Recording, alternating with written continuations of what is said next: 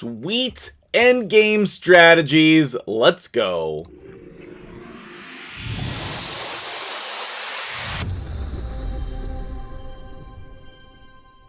What's up, guys? MtgJedi here with another Raid Shadow Legends video. You know how we do every day here on the channel. Subscribe if that is of interest to you. Today, we're talking about the Guardian Ring, and we're going to focus on the Sparring Pit. Now, this has been one of my most prominent concepts on the channel. One of the things I'm the most known for in the raid community is this Sparring Pit strategy. I will briefly go over it here in the video for you, and then I'll link the full video at the end in case this is the first time you're seeing it. What I wanted to do is explain some additional questions that I get very often and give you additional options here as an endgame player. Okay, so let me go ahead and get the first thing set up for you here. And actually, it's already set up. Let me go ahead and break down the first thing for you here with the Sparring Pit. And that is going to be opening all of the slots to level 1. I do not recommend opening the slots to level 2 or 3 unless you are a very avid user of the Sparring Pit. If you open up the levels to 2 and 3, you will need to be in this area of the game on a daily, multiple times basis. You will need to be thinking ahead and planning ahead for champions to put in here. The speed of which you will level these up is a lot faster, but also I don't think it's necessary, okay? Personally, I love the pace of the level 1s, and I love the low investment. It's going to be 1,200 gems because the first slot is already unlocked, and you don't need any faster, okay? And so the idea here is to keep all of your champions at the same level, okay?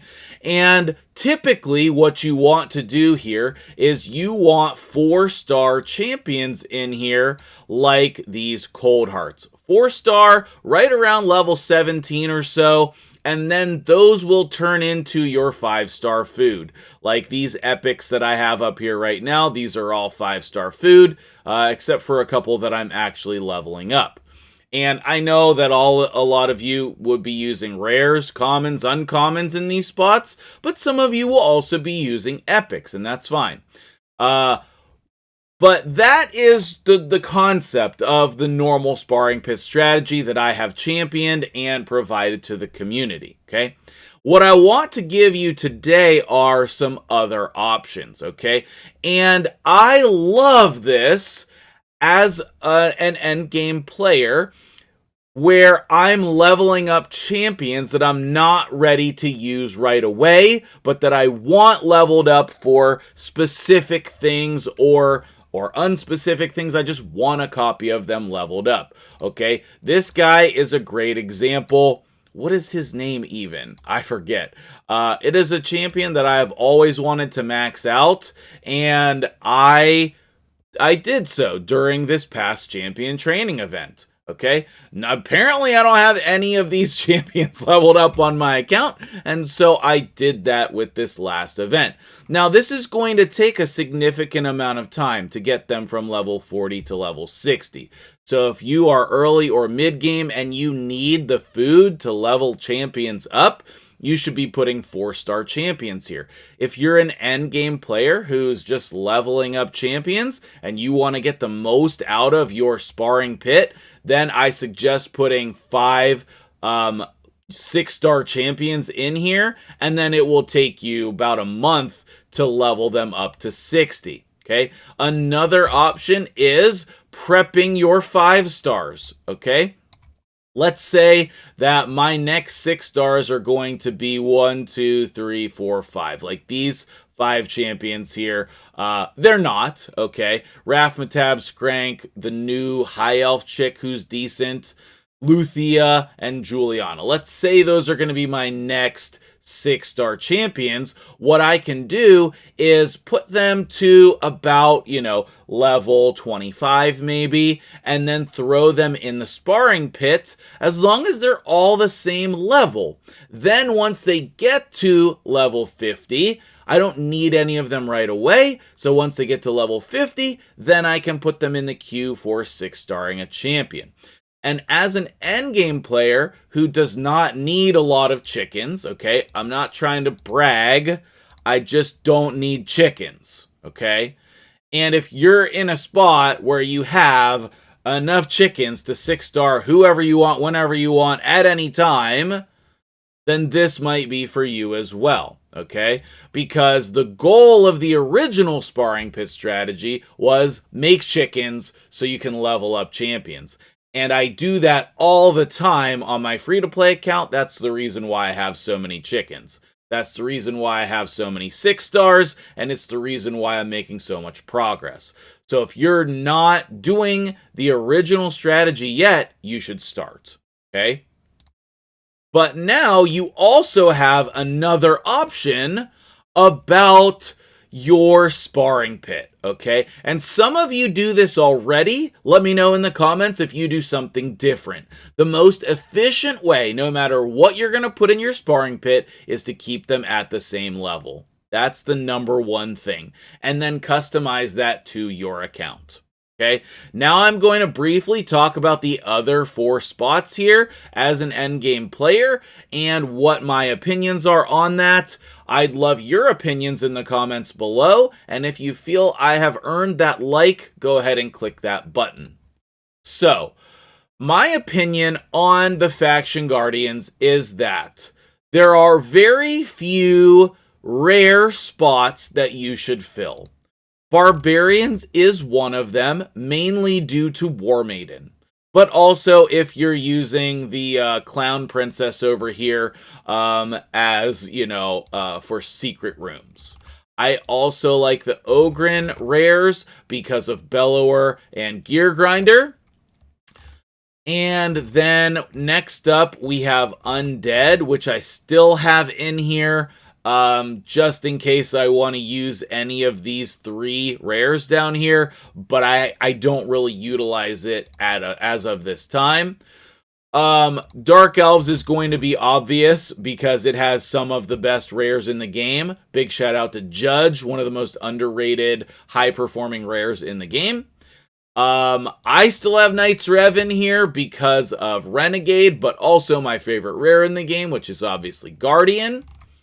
And then I will be filling in my Sylvan Watchers, okay? I will be filling in my Sylvan Watchers.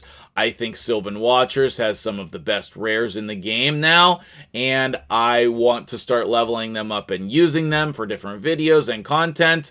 I think you guys will as well. So those are the factions that I recommend for rares.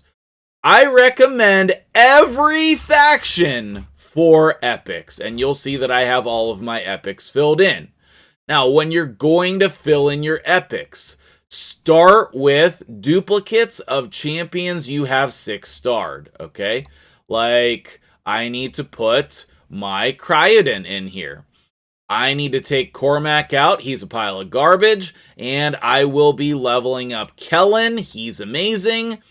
And then I already have a Nia leveled up, but if not, then I would be putting the Lockwayne in there, all right? And I will be coming at you with an endgame speed farming Sylvan Watchers guide here in the near future, as soon as the test server gets fixed so that I have access to that again. I already have a first video, which is, in my opinion, the easiest team, and no shade to any other content creators, but I've watched, I think, all of the videos on 21 teams, and I think mine's the best. So let me know if you agree or disagree with that. And then as for legendaries, I recommend not empowering any legendaries until you have your Faction Guardians full. So, for example, Barbarians is one that I get all the time, right? And I empowered a Yakarl because I still have so many Barbarians. I have so many barbarians. So one of the things I'm considering doing right now is empowering my Turvold, okay? For most of you, your faction guardians for legendaries are probably going to look like my orcs. Maybe you have one or two, duplicates, right? But fill in your faction guardians on your legendaries before you empower anyone. That is my opinion. Now, once you go and start thinking about empowering people, don't just willy-nilly empower everyone on your account, because I think you should be saving for the token trader, okay? I really do. And the reason why is because you don't know what they're going to do with this content. At some point, they will change these champions, and if you just go empower all your champions, you won't have the ability to get these. Like, for example, if they go and say they're going to rotate these, then I will finally buy my Manaya that I've been trying to pull from a shard. Other than that, I have all of these champions. It would only be a consideration if I'm going to sacrifice other champions to empower any of these champions. Like if I ran Myth Fu, I would think about getting a Fushan. If I didn't have a Molly, I think she's the best champion on this list, unless you're trying to run Myth Fu. If you want a Demytha team that has the most damage potential, run Fushan in the Myth Fu team. I have a breakdown of that on my website, MtgJedi.com, under the Clan Boss section. Is a huge resource that you have access to. But Molly, in my opinion, is the best champion on this list.